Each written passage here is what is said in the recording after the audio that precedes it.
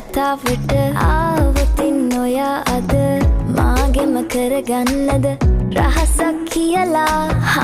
කිව්වොත් ඔයා මට මාවෙනම් නුඹේ අග රැජිනිය සදහට මං දෙවරක් නොහිතා සැරෙන් සැරේ කෝලෙන් බල බලා ඇසේ අස්සෙන් බොරුවට එපා වගේ හිඳින්න එපා රවන්න එපා ටිකෙන් ටිකේ ආලෙන් පුරවලා හිතේ හිස්තැන් නුඹ මට හිතක් වටින කෙනා නිසා චුට්ටක් කතාවට ආවොතින් ඔයා අද මාගෙම කරගන්නද රහසක් කියලා කිව්වොත් ඔයා මට මාවෙනම් නුඹේ අග